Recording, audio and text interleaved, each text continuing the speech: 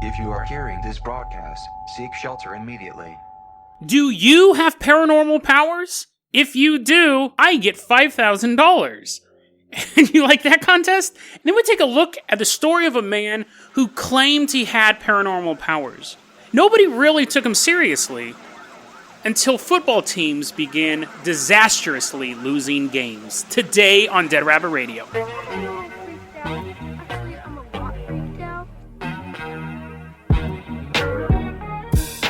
Hey everyone, welcome back to another episode of Dead Rabbit Radio. I'm your host, Jason Carpenter. I'm having a great day. I hope you guys are having a great day too. We got a lot of stuff to cover. So we're going to get started right away. You remember the old episodes, like the first 100 episodes? I was like, my day was great. And I'd spend 4 or 5 minutes talking about just random stuff.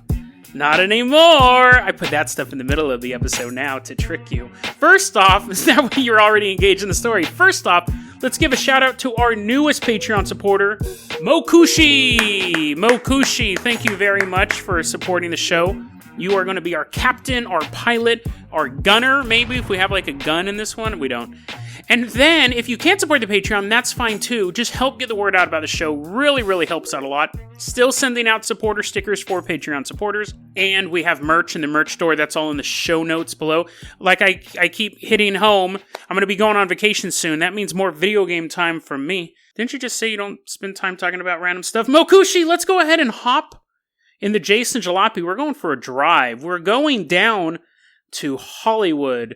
Mokushi, we're driving through streets of LA. We got our sunglasses on. I got a big hat. That's it. No other clothes. We're driving through LA. We're going to a place. We're not just down there to sightsee. We're going to the Center for Inquiry Investigations Group.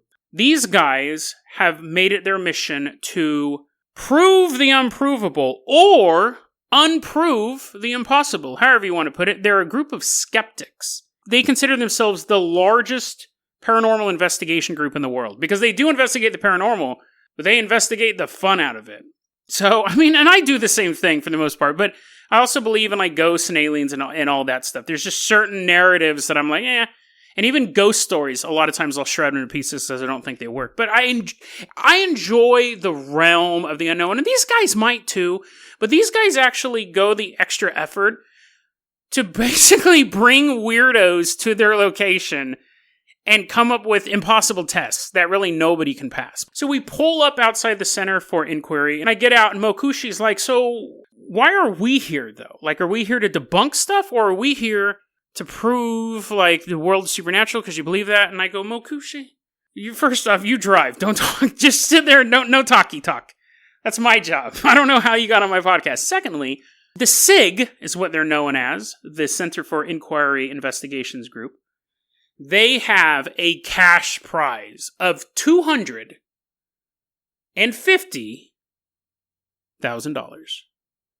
You're like, can I pause there? You're like, $200, that's exactly my rent. $250, I can also buy an ice cream cone. $250,000, that's an expensive ice cream cone. $250,000. If you can prove to them, you can exhibit some sort of paranormal power. Now, it used to just be $100,000, but no one can do it, so they raised the price. Now, last episode, I talked about me being an empath, and I said, I don't know if I could do it on command. And it's funny, because when I said that caveat, I was specifically thinking about this story that I was going to do for this episode. If I went to the CFIG, which actually we're here right now, let's test this hypothetical. We walk inside, and there's a bunch of nerds sitting around. They got posters up that says, no fun! And then there's a Ghostbuster poster with the X through the ghost, and then there's a bigger X through the poster, and it's you can't even have Ghostbusters. Boo all paranormal stuff. We're like, let me crack my knuckles. Okay, let me use some of my paranormal power. And I can walk into this room, and I'm an empath, and I go, looking around, and I point at dude, and I go, your marriage is in trouble. I can tell right now your marriage is in trouble. And he goes, no, it's not. And then I go, it will be when your wife sees me. Whoa, me Mokushi, high five. Woo, woo. No one's giving me a high five. I'm just standing in this room all by myself. Okay, so here's the thing. If I might be able to go into a room. I don't think I could go in a room and dry read people, or cold read people, I think is the word. I couldn't do that. But if I said, you take me to a house where some horrible event has happened, I could probably, more than likely, more than 50-50 chance, I could probably at least tell you something's gone wrong. But there's a bit of there's a gimmick to that. First off, if the house you take me to is all run down with like wallpaper peeling, I'm like, something bad has gone on here. It's called water damage. If you took me to a really, really nice house, I would go, they're trying to trick me. Nothing bad ever happens in a mansion. Rich people never do anything wrong. That's what I would think, right? Because I'm an idiot. But since I'm not an idiot, since I can outthink these people, they're taking me to a nice house, assuming that I would think that it was too nice for something evil to happen. So I'm going to say something evil happened. So I just walk in and say something evil happened everywhere. You couldn't really test that, right? I couldn't have, because they do actual real tests and stuff. They go over their stuff of how they test this stuff. You would have to literally do a double-blind study where you take you take 2 interns into 2 different rooms, violently beat one, and not let me see the victim, and then the other one you play a game of Chinese checkers, and then I would have to go into the room and go, this room's covered in blood. It must be the violent assault one. It would be really hard to test this theory. And again, I don't necessarily think it's something supernatural. I think it's something everyone has, just some people... I'll 100% say it's not supernatural. I think it's something that everyone has. Just like some people can run marathons and some people can merely walk. I think I can run a half marathon with my ability. I don't think I'm super good at being an empath, but everyone can do it. Just some people have trained themselves more. But anyways, they wouldn't. I don't think would even buy that. But this group, there's something coming here. This group, they're offering $250,000 if you can prove that you have paranormal abilities. There's going to be all the links in the show notes. You can actually fill it out yourself. If you go and prove you have paranormal activities, I get a finder's fee. I get $5,000. So I encourage everyone who actually has paranormal abilities, don't troll them, right? We talked about that last episode. Don't troll them.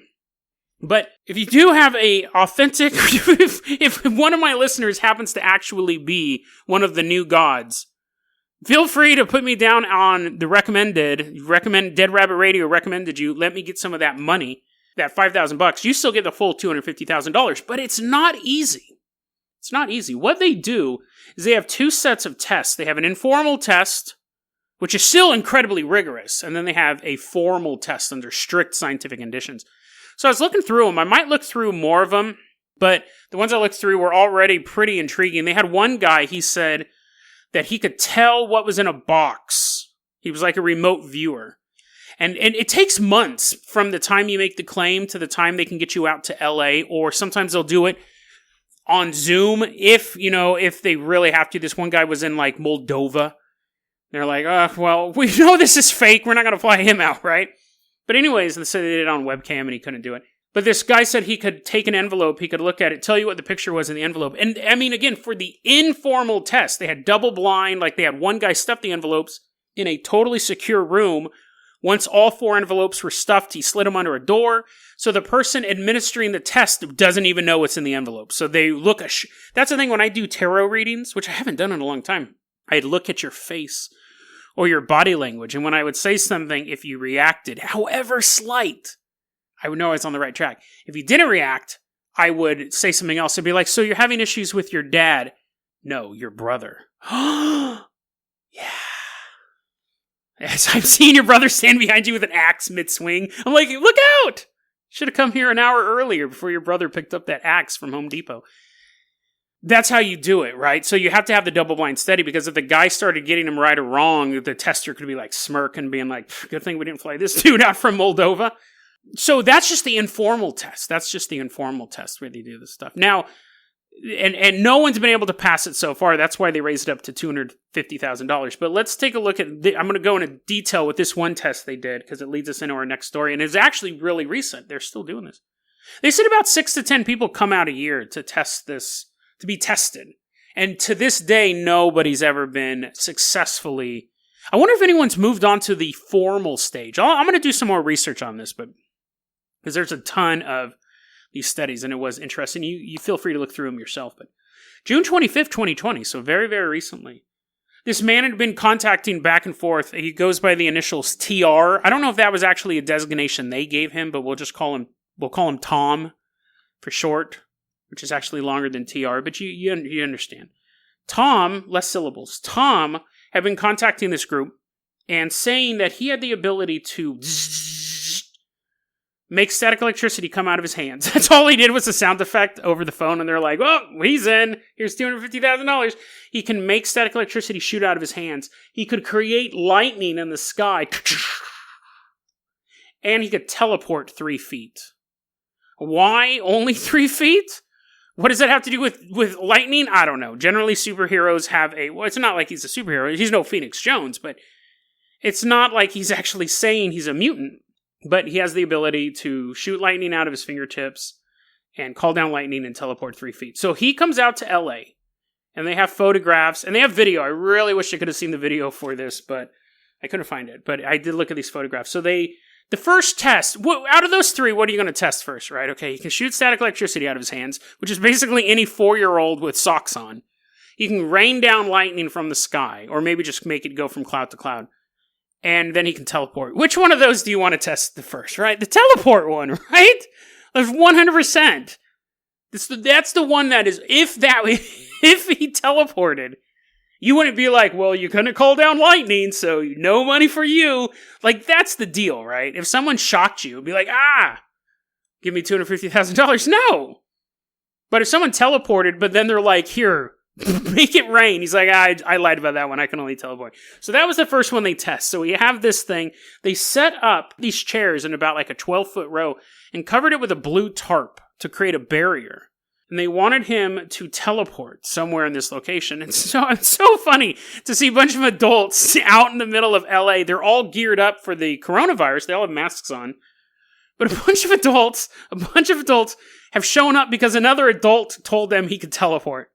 And they're documenting all this stuff, right? It's just hilarious. So anyways, this guy shows up and he goes, I can teleport. And they go, okay, here's his barrier. Now he said, because they've been talking for months, he goes, I told you guys I can't teleport through stuff. So I can't appear on one side of this barrier, but I can teleport around it. Like I can go from one end and teleport to the end. At this point, the people are probably like, just do it. Just teleport. I don't care if you're teleporting 2 feet in the air and you call it a jump. Like, I just want to see movement. So we get this from this report they wrote. Upon being introduced to the TARP barrier, TR, or Tom as we're calling him, Tom said that he can't go through things and reminded us that he must be moving to teleport. He soon after showed us what he meant and walked around the barrier in a sort of herky-jerky motion. He asked if we saw the teleportation, and we replied that we did not. We only saw someone walking. We only saw someone walking. We offered to show him the just shot video of him, and he declined to view it. So, apparently, I just imagined him kind of like walking like Samara from The Ring, but even more creepy because you're there in person, right? He walks, and then he goes, do you see it? Do you see I teleported? I have to move to teleport. I moved from one location to another, and they're like, no, we didn't see it. Did you really teleport? Yeah. Do you want to watch the video? No, I'm good. This is weird, right? And then, I mean, that's like the definition of weird. Bunch of adults out in a parking lot trying to prove whether or not one of them can teleport. I don't know what he thought. Like, when he moved, did he think... He was obviously walking, right? He obviously knew he was moving. He obviously knew he had some sort of motion in his body. So why he thought did he honestly think he teleported? Did he think he could fool them? But who knows? I don't know. Anyways, they move on to the next test, which, like at that point, now they're like, oh, at least we can put away this giant $250,000 check. He goes, I'm going to call lightning down from the sky. Now, they actually scheduled this meeting. They had to watch weather reports to make sure there's going to be no storms. I mean, these guys are pretty thorough. He's like, I'm going to call down lightning now, but I got to put in my music. So he puts in his earbuds, and he raises his hands to the sky, and he's listening to the music, and he closes his eyes. And there's a photo of a dude just staring up at the sky looking for lightning. And it's like noon. It's the sunniest LA day. There's just a photograph of one of the researchers looking up in the sky. And there's no lightning. There's no lightning. That obviously, you could chalk that up to chance. It could be weird. Would be really weird. And then at the end of that, he said he saw electricity shooting out of his hands, but nobody else did. and they checked the camera just to be careful, just to be sure, make sure it wasn't moving at the speed of light. The camera didn't pick up any electricity either. As entertaining as I found this whole segment, there was one thing that I thought probably could have gone without. At the ending, this guy obviously doesn't have any superpowers and believes that he does. In the end of this research report, they make kind of a comment about him being in rehab, and they ask him why he's in rehab, and he says he's in rehab for cocaine. They ask him, is he taking any schizophrenia medication? And he says no. I personally felt that was uncalled for. Like, maybe and then I go, did they mention that earlier in the report? And I did a word search for, if they had said at the beginning, he just came here from rehab, he's out for an hour to test his powers, then that would be a fine way to conclude it. But as a researcher, or as someone who's just reading the article, I get it. His powers don't work. You didn't really have to go, oh, he's in rehab too for a cocaine addiction. Like, I think that might be, and that obviously might be causing some of these issues with him. But it just felt to me like they were kind of kicking him when he was down. On yesterday's episode, I talked about how I could be way trollier than I actually am, and how we should strive to just be nicer to people on a kind of an existential level. It's kind of, this kind of thing is what I'm talking about, right? Like, you're kicking him. He obviously doesn't have superpowers. He obviously proved that this guy has some issue. You don't have to add at the ending, oh yeah, and he's just out of rehab. Cuckoo, cuckoo.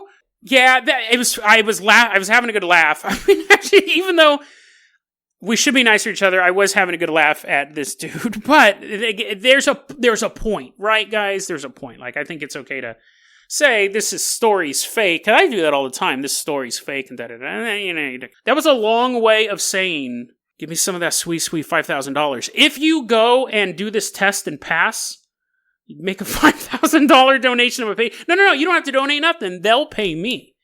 And I wanted to use this story as a springboard for this other story I'd been sitting on for a while, actually. Mokushi, let's hop in the Carpenter copter. We're saying goodbye to the skeptics. Lightning storm's coming. He's like, pfft. We see the dude's eyes start glowing. We're like, get out of here. The skeptic scientists are hanging onto the landing gear. We're kicking him off. You deserve your fate. No! And before he hits the ground, lightning strikes him.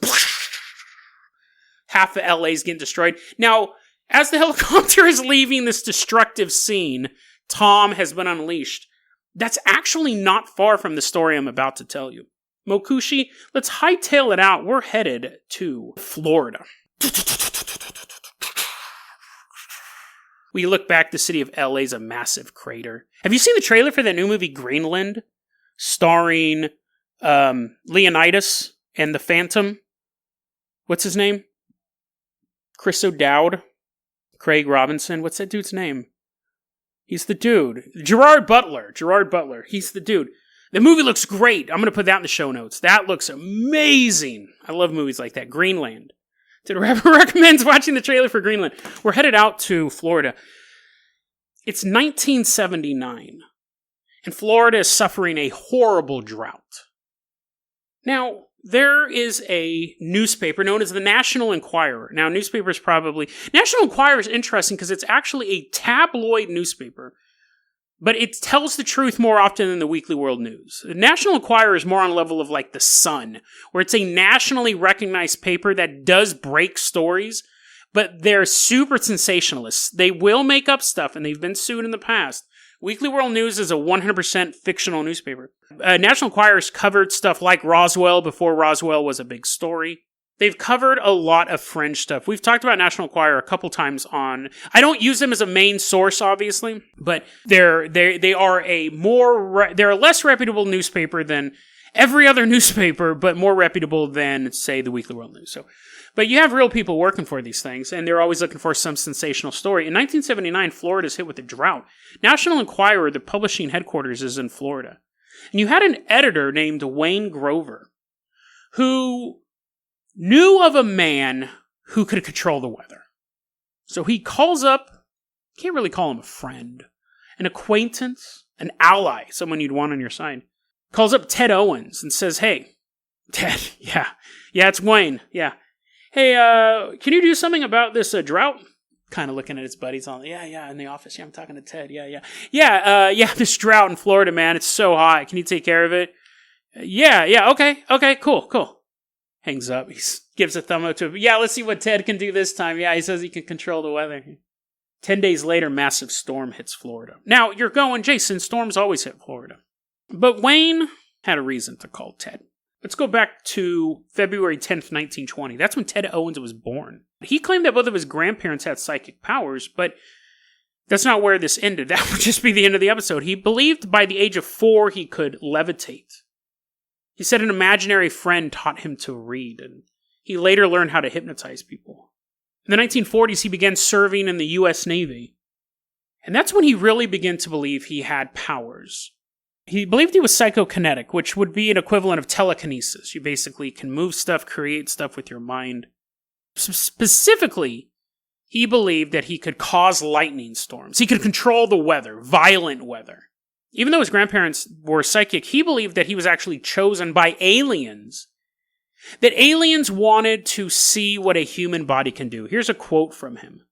Quote, "I'm an experiment with them," being the aliens. "I'm an experiment with them to find out just how much PK power a human being can absorb and stand. It took them literally ages to find a human being, myself, with whom they could communicate back and forth." Unquote.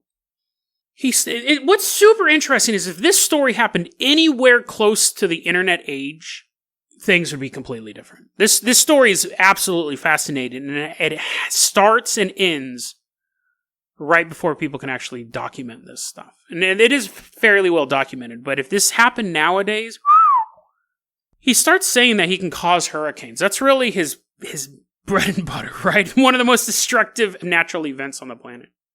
And he begins sending letters to the U.S. government saying, there's going to be a hurricane, it's going to hit here. There's going to be a hurricane, it's going to hit here. Now, he wasn't just sending them to some flunky of the government. He was doing that. But he was also letting other people know. Wayne Grover, for example. Wayne Grover became a confidant of his later on. So he's sending out these letters to the U.S. government, but obviously they're just thinking he's a crackpot. He has this weird, quick fall off. He didn't seem to be the most stable person to begin with. I mean, he's levitating at age 4, right? That can't be good for your psyche. That must give you some sort of... If it's true, obviously, that would make him feel so far separated from normal people. How could you even stand being around them? But he does have a family. In 1969, he quits his job. He's really not doing much, but he believes that he should be paid for his powers. That people should pay him because he's so powerful. He has this weird money-making scheme where he starts to send letters to football teams and say, if you don't pay me X amount of money, your team's going to lose. People are like, what? No, we're not going to do that, obviously. We're not going to do that. And then the game would come, Sunday would come, disastrous loss for the team. Now, there's an easy way and a hard way to do predictions. The easiest way is to write a riddle, and then afterwards, anything that even comes close to the riddle, go, predicted that. That's not what Ted Owens was doing. He would send letters out to everybody. He'd send them out to news agencies, to football coaches, friends of his. Wayne Grover, who ends up becoming a close confidant of his, would get letters and say, Buffalo Bills are going to suck today. And everyone goes, they always suck. And he goes, no, especially suck today. And they would watch the game with bated breath, and they would just lose. Fumbles, mistakes, stuff that they should know better. They'd lose. But the teams weren't paying him money. Is it a fluke? What's going on here? But he would predict it, send it out to multiple people, and then say, see, I told you. You need to pay me money or your sports team's going to fail. What does it have to do with lightning? Well, trust me, that was basically on an off day when he was messing with football games. At one point, he thinks the city of Cleveland is dissing him, that they weren't giving him the respect he deserves, which, I mean, that's how any normal person feels in any city, right? But we're not Ted Owens. He sends out letters. Cleveland disrespected Ted Owens. Cleveland is going to pay. I will cause devastation. I will cause a heat wave to strike the city. People are going to go mad. They're going to hear voices. Lightning storms, plane crashes, blackouts across the city. Nobody disrespects Ted Owens. That summer, lightning storms killed 3 people in the city. Citywide blackout. week-long heat wave. And oddly enough, people were calling up City Hall at all hours. Hello, City Hall? You gotta get it out of my head. What's going on? I can hear him. I can hear God in my head, and you gotta get the voices out. You gotta get them out. Some people said they were getting messages in their head beamed from space or intercepting secret transmissions from spies. That was May 30th, 1972, when he made the claim that he was going to strike at the city of Cleveland. And then that summer, we had all of that. January 30th, 1976, Ted Owens said he would end the California drought. He began sending these letters out. I will end the drought. Could use a little extra money to take care of it, but to show in good faith, I'm going to end this drought. February 5th, not even a week later, the first snowstorm in 100 years hit San Francisco. Lightning storms. People are killed. And this time UFOs are sighted. There's an increase in UFO sightings around San Francisco. This is where Wayne Grover and a couple other people enter the scene. Because National Enquirer is picking up on all this stuff. In 1979, National Enquirer sends out Wayne Grover and Don Horeen to meet up with Ted Owens, because Ted Owens says he can make a UFO appear like that. You can just see one with him. It'd be great. We'll come out with our photographer. We're going to stand here in this alleyway. This UFO is going to appear. It's going to be awesome. Now, Ted Owens is doing whatever he does. And at a certain point, Wayne and Don are kind of looking at each other and like, this isn't working. Just like those guys at CFIG. Like, this isn't working. So they end up saying, we don't see a UFO. Now, Ted goes, no, it was right there. I could totally see the UFO. Didn't you see me teleport? And they're like, Ted Owens felt that he was disrespected. It was a waste of his time. This was supposed to be finally some big exposure for him. Honestly, National Enquirer probably offered him some money because they've done stuff like that in the past. But there was no UFO. So they leave. The story's over with. Ted feels double-crossed. He actually curses Don Horeen. You're going to lose your job, you're going to lose your wife, and I'm going to bring another drought to Florida. And all three things happen. At this point, this is where Wayne Grover, because Wayne Grover had talked to him before the UFO incident as well, but this is where things really kind of start to take a turn for not just Ted, but Wayne, because Wayne is now thinking this guy might actually be legit. And he begins steady phone conversations and mail correspondence with Ted Owens. And he says, this is what would happen. I would get a phone call from Ted saying something was going to happen, very specific, not just like, oh, there's going to be an uprising somewhere in the world. It'd be like, there's going to be a hurricane, it's going to hit here. Then I would receive a letter from Ted saying, this is where the hurricane's going to hit. And then I'd either get a phone call or newspaper clippings, or both, showing that he was right. And Wayne Grover started off thinking this was all kind of funny. In the end, he said it was about 80% accuracy that this guy was putting this information forth.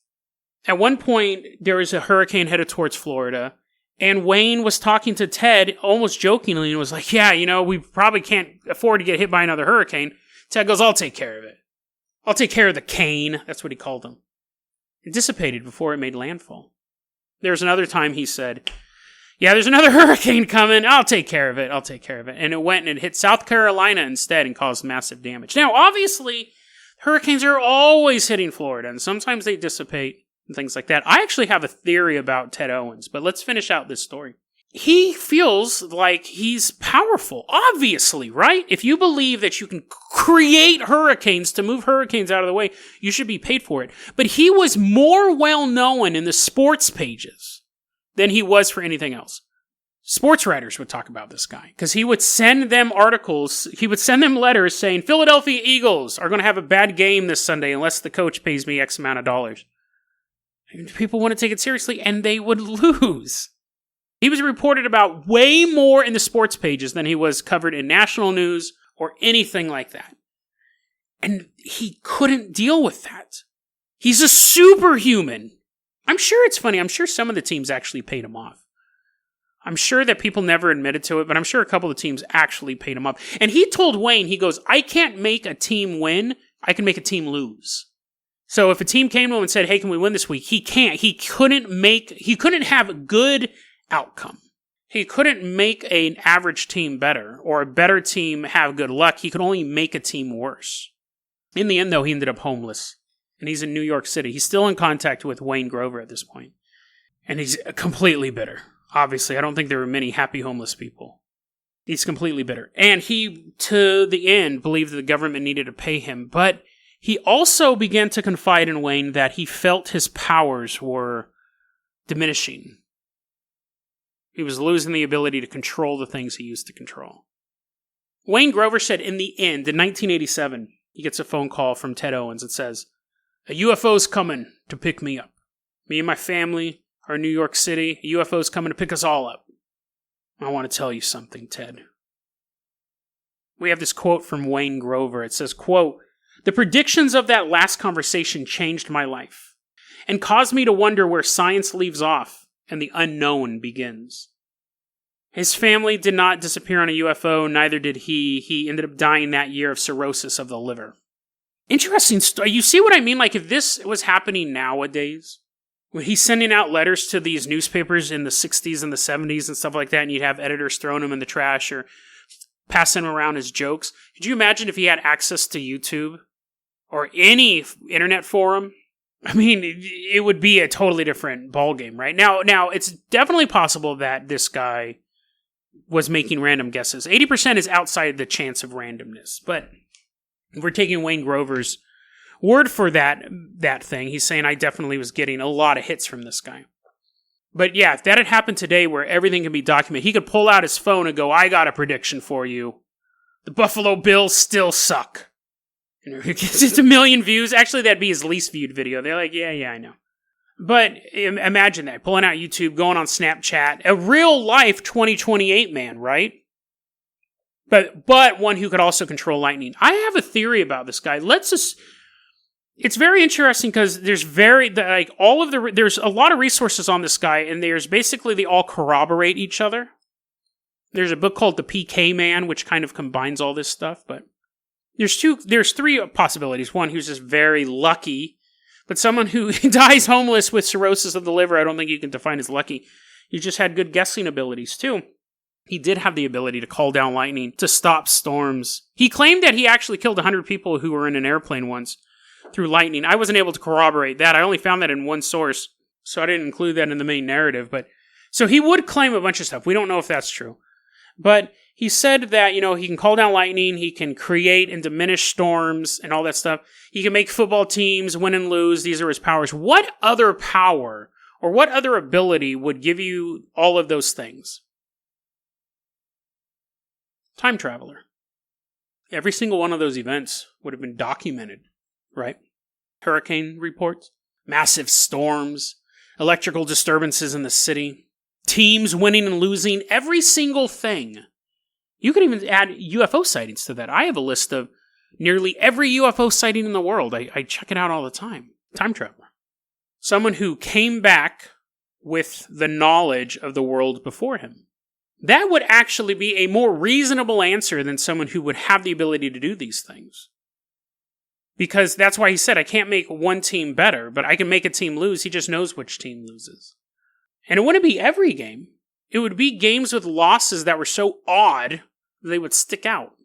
And the ones that he got wrong would just be ones he forgot. So I think a time traveler makes more sense. But more interesting than that is, what if he's an unwilling time traveler? What if he didn't travel back in time as an adult, but traveled back in time as a child? Lived an adult life in a future, traveled back in time and relived the life and remembered the things? And even weirder, what if it's backwards reincarnation? I know now I'm just kind of throwing stuff out there, but someone who lived in the future and they reincarnated in the past. A true glitch in the system. Wasn't able to predict what movies were going to be big box office hits.